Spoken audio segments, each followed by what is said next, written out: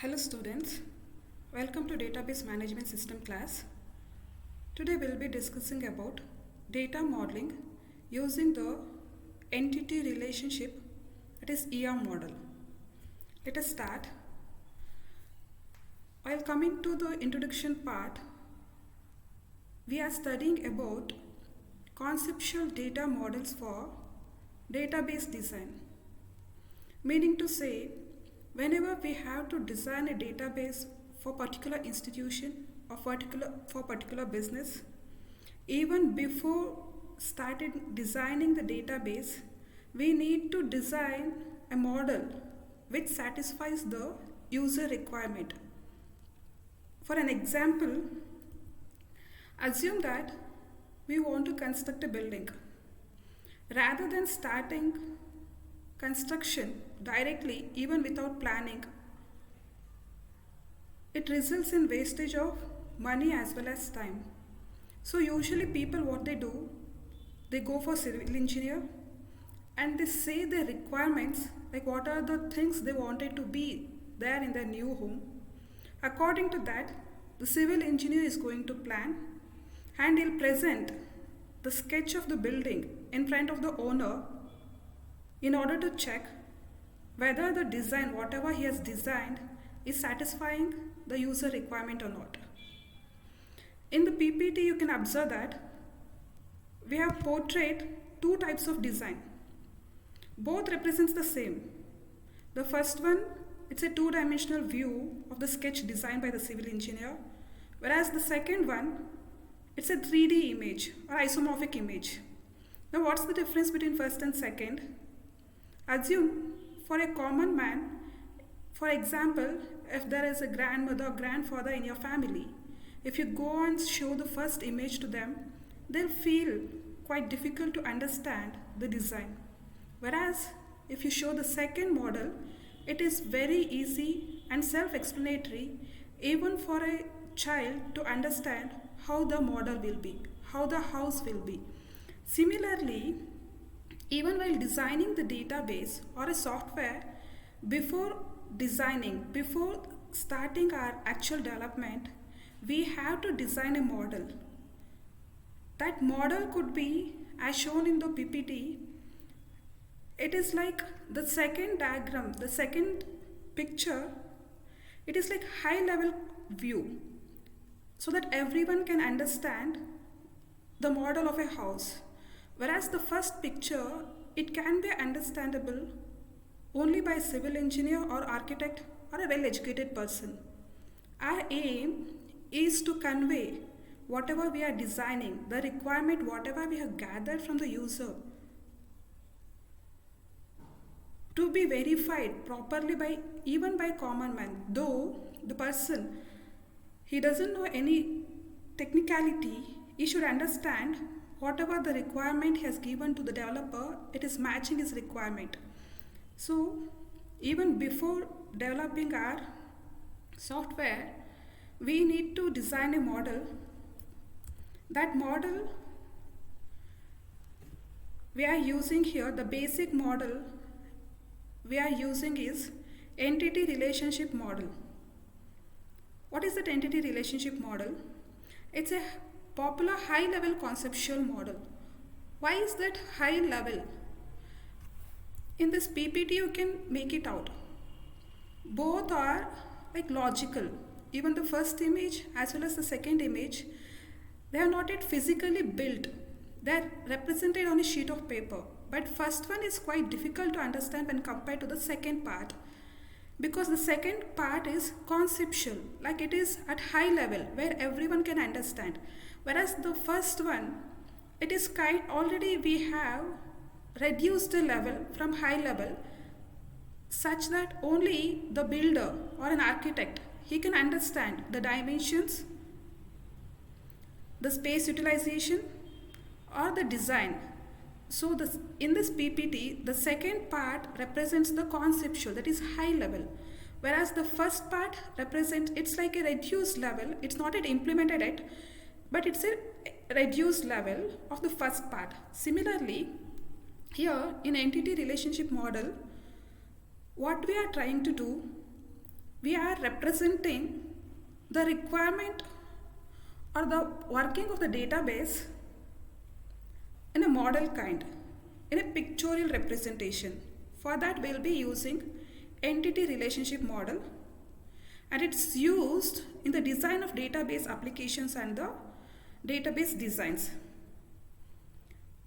And most popularly, ER diagrams, they are the pictorial or diagrammatic notations that will be using to represent our ER model. Next, in order to use high-level conceptual data model for our database design, we need to follow 4 steps.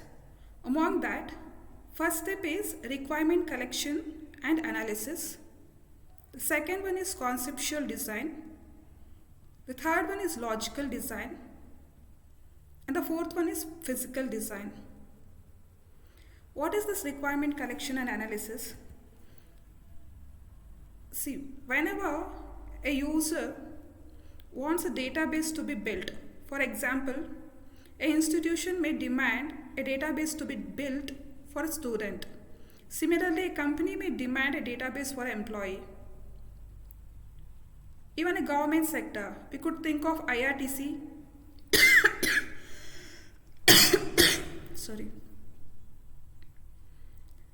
Indian Railway website, where a huge amount of data will be maintained in the database. So while designing a database, what are the steps we need to be followed? It's clear, it's represented pictorially here. The first step is the requirement collection.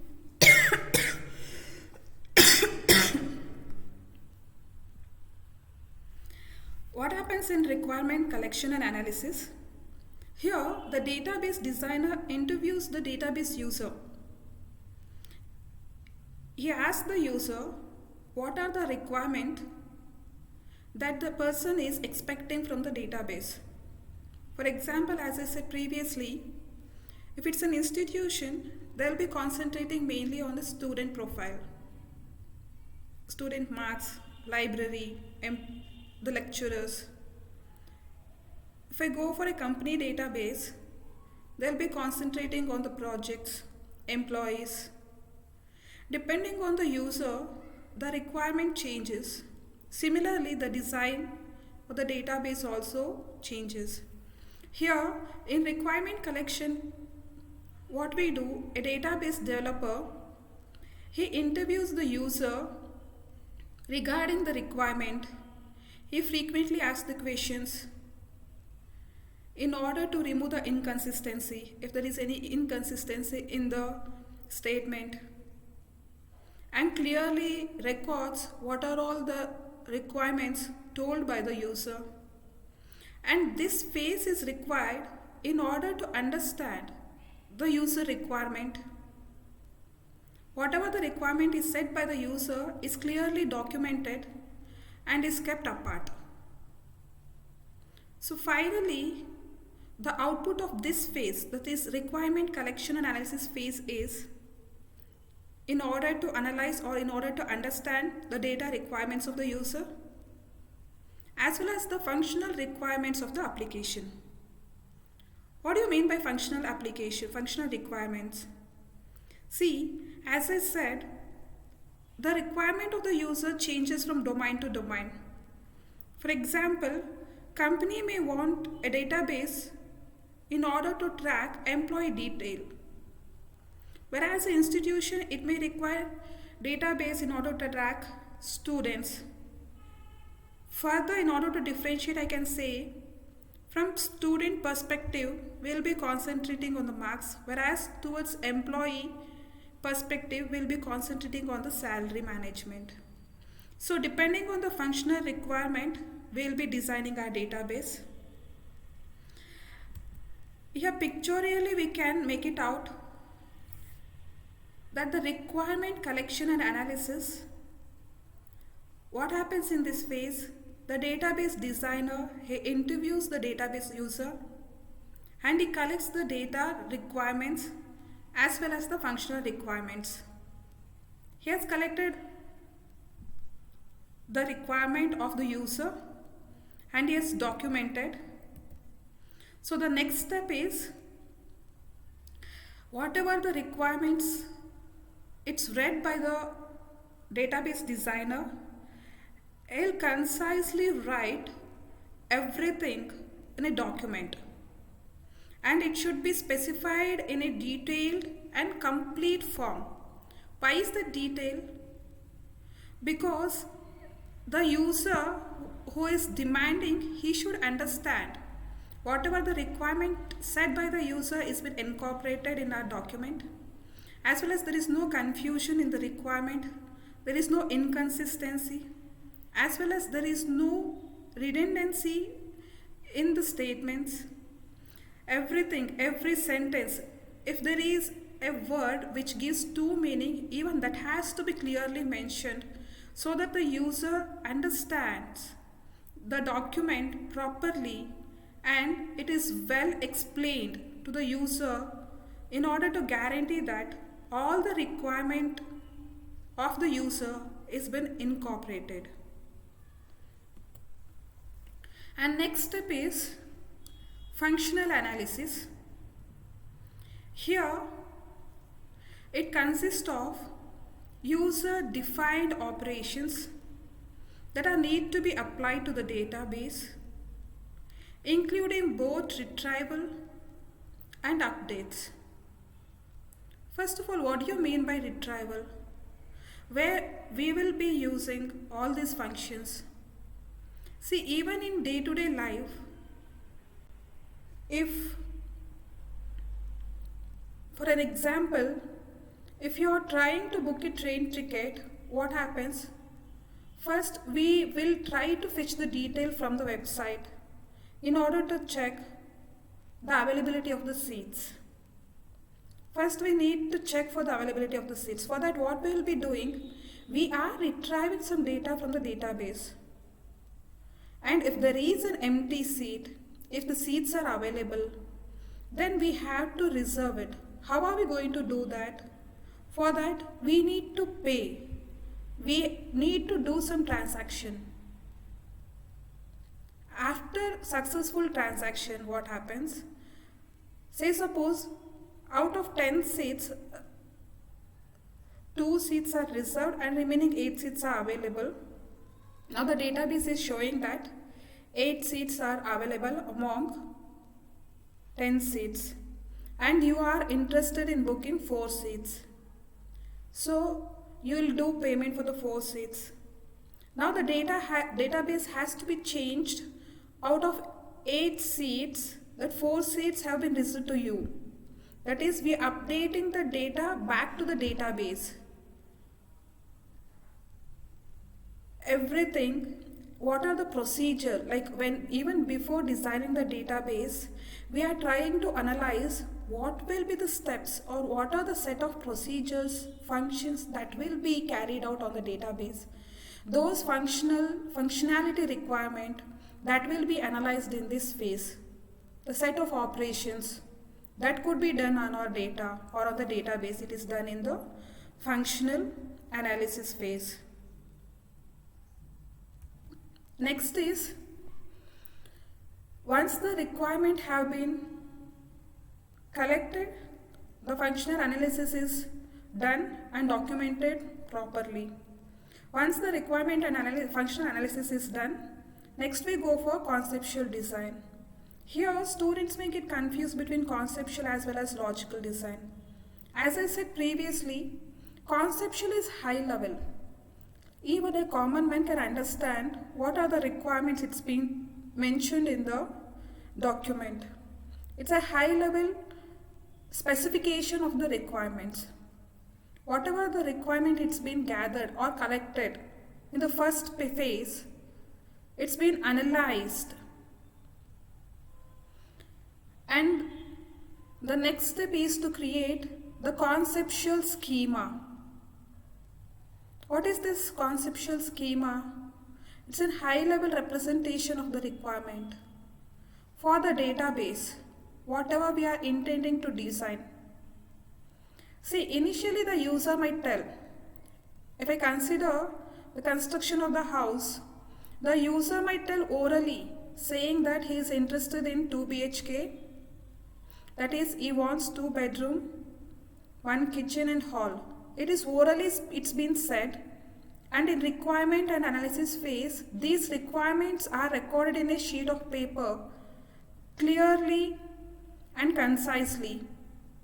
Once it's been recorded, the engineer he develops a model and shows it to the user so that user will get to know, or user can cross verify, is it a correct requirement whatever it's been portrayed, or else though it is correct, if the user feels there should be slight changes to be done, then I can easily communicate with the developer and can communicate the changes whatever it is intended to. Similarly here, once the requirements are gathered from the user, those requirements are converted to high level data model, that is conceptual data model, which says pictorially the requirements of the user whatever it's been told to the designer. Now after looking at the model, the user can easily judge, or he can clarify, or he can cross check the requirement whatever it's been needed for the user, is it matching with the understanding of the designer, or else is it matching with the designer conception. And if there is any change, you can easily communicate. And this step is called as conceptual. And here in conceptual schema it includes a detailed description of entity types, relationships and constraints. The same thing it's been depicted in the figure here.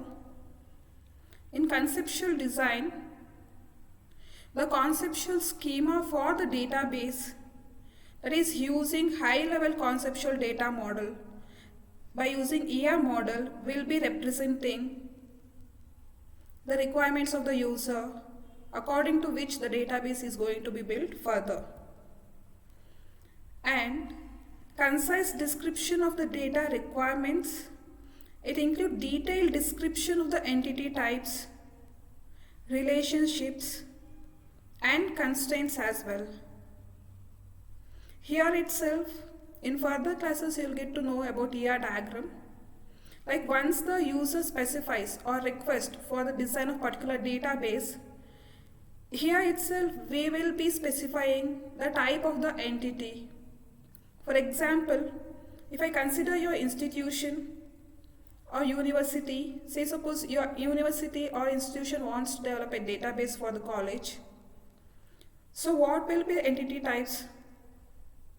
They will be concentrating mainly on the students, faculty, teaching faculty, the library and the courses or the departments. How many departments are there? All this comes under entity types. Coming for the relationships, what's the relationship between a student and a department? A student can take either CS department or EC department. So the relationship between a student and the department is enrollment. He can either enroll, or if he is not interested, he is not going to be enrolled for any subject. Similarly, the relationship between the faculty and the student. The faculty is going to teach. The faculty is going to teach a particular subject for the students or a group of students. And with respect to library, the student can borrow a book from library, the number of books it's been borrowed. So the relationship, it says the kind of relationship between the entity. While coming to the constraints, there are a few constraints while developing a database. For example, See, security is very important with respect to transaction, wherever transaction will be happening. For example, even for the university database, security is highly important because here we should not give access to each and everyone to modify your marks because marks are highly confidential. At the same time, it should be unique. It's not like if somebody comes and says, say suppose in the university database, if somebody comes and says, please change my phone number, that should be easily done. But what if someone comes and says, please change my marks to 90 instead of 35? Is it entertained? No. Similarly, if we go for IRTC, Indian Railway System, see, everyone, every public, every citizen can access the Indian Railway website. The database is designed in such a way that the access, the authorization or the access, the public access is given to everyone. At the same time, the confidential or sensitive data, it's been hidden from the public. Meaning to say, see, railway department, even it has number of employees working in them. Even it has a database in order to maintain the salary structure of its employee. Can a common people or a public citizen, can he see, is it visible? The salary structure of a railway department, is it visible for the common people? No. But whereas the timings or the availability of seats of a train, particular train, is it visible to the common people? Yes. So the security, the constraints, everything is to be considered, and it should be clearly mentioned in conceptual design. After conceptual schema design, the high-level user queries and operations are identified during functional analysis. As I told, the operations with respect to Indian Railway, like it should be very easy or it should be very publicly accessible for everyone to access the timings of a particular train, to access the available seats, as well as to update back after reservation of the seat. In this phase, we will be identifying what are all the functional details that we will be incorporating in our database. Once the conceptual design, that is the 3D view of an house, it's been verified by the customer and he happily agrees with the structure, the civil engineer goes for the next step. He is going to mark the dimension and the structure, the outlook of a building, and the width and the height of a particular structure. Everything will be decided. That will be like inner details. A low-level detail of an higher-level conceptual data is represented there, looking at which a building will be constructed. Similarly here, once the conceptual design is developed, the next step is to design the logical part. Here in logical design, what happens? The database schema implementation data model of DBMS is prepared.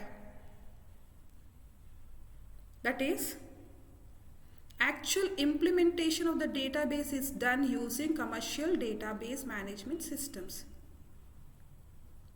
Here, conceptual schema is transformed from high-level data model into the implementation data model. For example, relational or object relational database model. And by looking at that, the actual implementation will be done by the designer. Here we'll be finalizing the way or the set of operations that will be performed on the database. The pictorial representation of the same is here. The conceptual schema is transferred from high-level data model into implementation data model. I can't say like coding has started yet, but it doesn't mean that we are still in the high level. For comparison, we can assume that it's almost like similar to our algorithm. Just for comparison's sake, I'm saying. Looking at algorithm, we will be designing our code, which is the final output. Here, by looking at the user requirement, we are developing a logical schema by looking at which the final product will be developed. The result of logical design phase is a database logical schema in the implementation data model of the DBMS. It's just a schema. Next, the last stage is our physical design. Here, the internal storage structure, the file organizations, indexes, access paths, and physical design parameters for the database files are specified. Meaning to say, while constructing a house, by looking at the logical design, we need to mention the type of material to be used and the way it has to be constructed for the final output, for the final thing, that is, which is physical. Similarly, here what happens, we need to mention the storage structures, how the files will be organized, how the indexing will be done, and what are the paths to access the data. Everything will be clearly mentioned in this physical design. And in parallel to this, application programs are also designed and they are implemented as database transactions. In physical design phase itself, it's been done. And it is corresponding to high-level transaction specifications.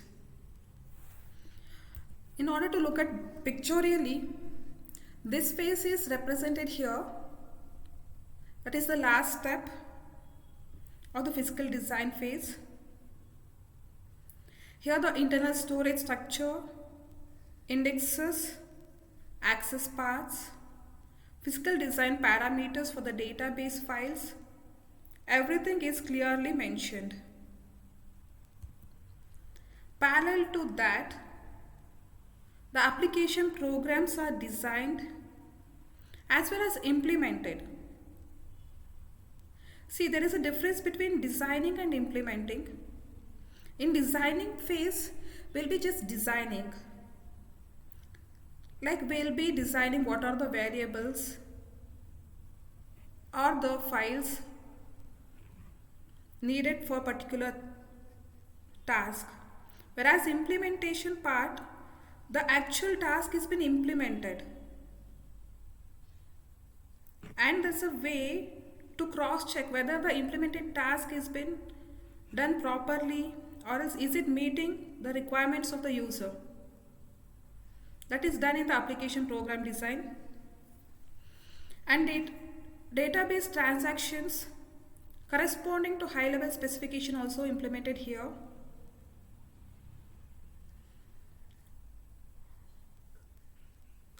So, in order to recall everything, database models are used in order to represent the requirements of the user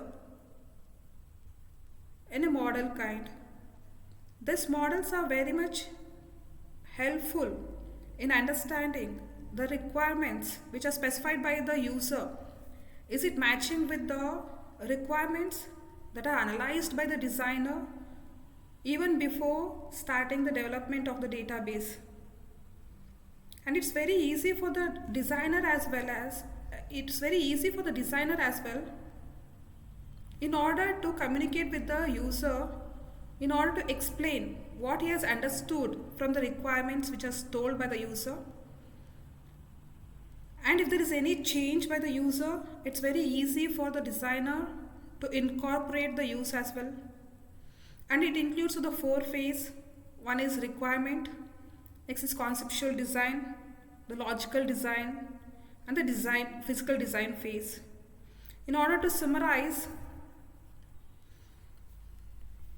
in requirement collection, we'll be collecting the requirements from the user.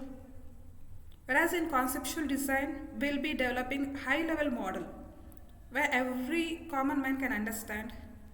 In logical design, it's almost like a low-level conceptual model, and it's a schema model, I can say, where it's been designed in order to understand how the next part, the implementation part, has to be carried forward. The last part is a physical design, where the actual implementation is done and the application programs are developed, and even the transaction implementations are handled. So today we discussed about the conceptual model that are required for the database design. And usually in the university exams and in competitive exams, they might ask you what are the different phases in the conceptual design. You need to know each and every phase, like requirement, conceptual and logical and physical. They might ask you what are the steps or what are the works it's done in the logical design phase. Or they might ask you which phase of the requirement deals with the transaction implementation. So that the answer will be the last phase, that is the physical design. And why are we doing this? In order to save money as well as time, rather than directly going and building a database, we start with a model so that the user is very clear with whatever the requirement it's been given to the designer is very well understood by the designer. So this is all about the conceptual model, and thank you. Next class will continue.